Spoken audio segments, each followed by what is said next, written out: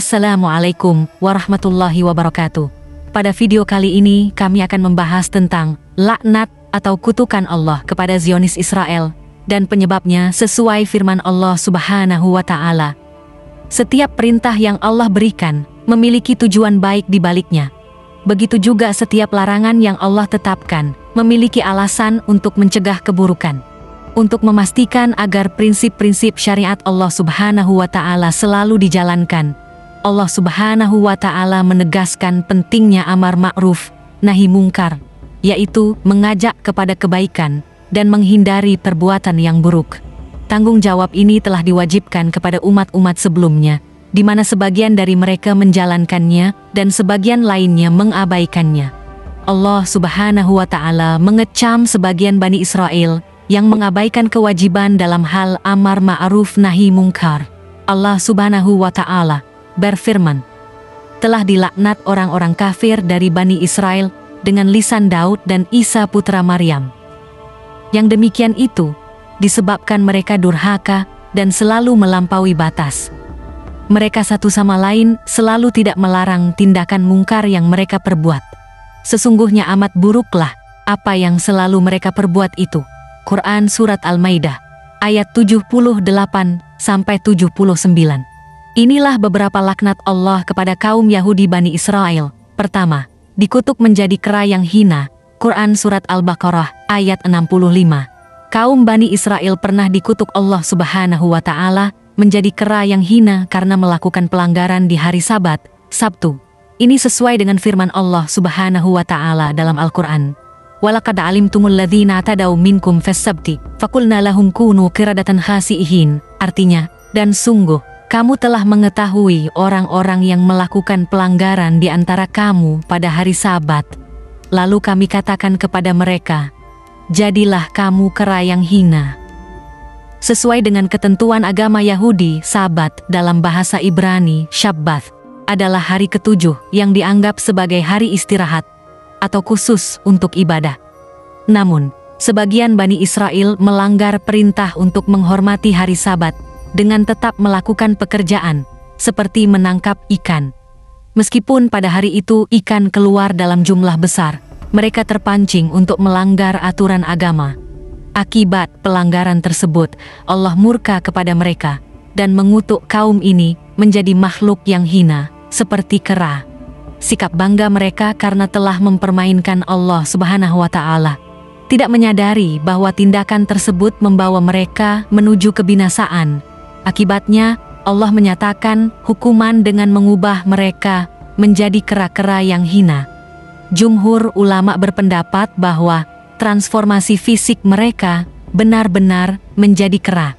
Dalam riwayat lainnya, disebutkan bahwa mereka berubah menjadi kera yang tidak beranak, tidak makan, tidak minum, dan tidak dapat bertahan hidup lebih dari 3 hari. Kedua, hati mereka dijadikan keras membatu.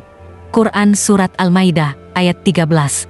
Hukuman Allah Subhanahu wa Ta'ala berikutnya diabadikan dalam Surat Al-Maidah ayat 13 berikut.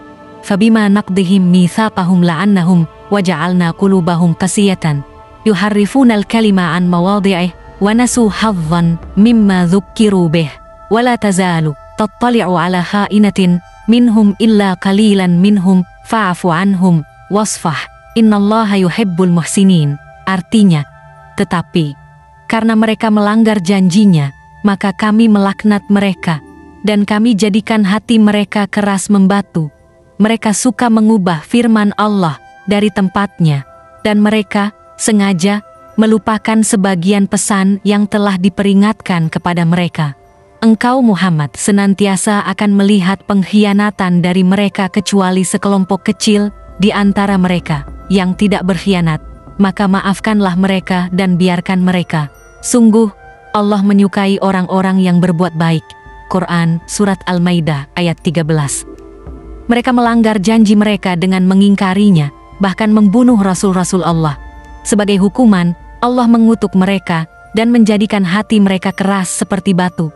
Allah juga menjelaskan bahwa mereka dengan seenaknya mengubah atau mengganti kata-kata Allah dari kitab Taurat yang diturunkan kepada Nabi Musa. Menurut penafsiran Ibnu Abbas dan Mujahid, mereka bahkan lupa sebagian dari isi Taurat yang asli setelah kehilangan salinan aslinya karena tidak ada yang menghafalnya. Perlu diingat bahwa kitab Taurat bukanlah sama dengan Perjanjian Lama. Begitu pula Injil tidak identik dengan Perjanjian Baru. Ketiga, dijadikan kera dan babi. Quran Surat Al-Maidah ayat 60. Laknat berikutnya terhadap Bani Israel adalah dijadikan kera dan babi karena mengingkari kenabian dan melakukan pelanggaran syariat.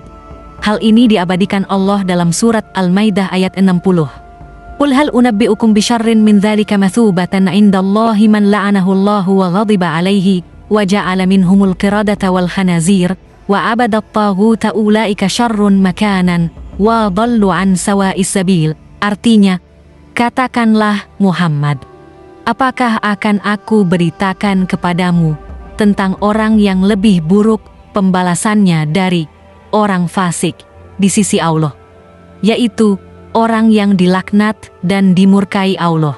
Di antara mereka ada yang dijadikan kera dan babi dan orang yang menyembah tagut. Mereka itu lebih buruk tempatnya dan lebih tersesat dari jalan yang lurus. Dalam riwayat dari Ibnu Abbas, disebutkan bahwa sekelompok orang Yahudi, termasuk diantaranya Abu Yasir bin Akhtab, Nafi bin Abi Nafi, dan Ghazi bin Amr, mendatangi Rasulullah Shallallahu Alaihi Wasallam. Mereka bertanya, siapakah para rasul yang kamu yakini? Rasulullah menjawab, aku beriman kepada Allah, kepada apa yang diturunkan kepada Ibrahim, Ismail, Ishak, Yakub, keturunan mereka, apa yang diberikan kepada Musa, Isa dan para nabi lainnya dari Tuhan mereka. Kami tidak membuat perbedaan di antara mereka, dan hanya kepadanya kami berserah diri. Namun, ketika Rasulullah menyebut nama Isa, mereka menolak kenabiannya dan berkata bahwa mereka tidak beriman kepada Isa dan orang-orang yang percaya kepada Isa. Akibatnya, Allah Subhanahu wa Ta'ala menurunkan Al-Maidah ayat 59 dalam konteks mereka. Riwayat Ibnu Abbas lainnya menceritakan, laknat Allah kepada Bani Israil ini akibat pelanggaran kehormatan hari Sabat, Sabtu, yang telah menimbulkan dua macam kejadian. Kejadian pertama, orang-orang muda berubah menjadi kera. Kejadian kedua, orang-orang tua menjadi babi. Keempat, Allah jadikan permusuhan dan kebencian di antara mereka. Quran Surat Al-Maidah ayat 64. Laknat berikutnya yaitu Allah menimbulkan permusuhan di antara sesama mereka. Permusuhan itu tidak akan berakhir sampai hari kiamat. Watak kaum Yahudi memang suka menyalakan api peperangan, fitnah, dan keonaran. Berikut firman Allah.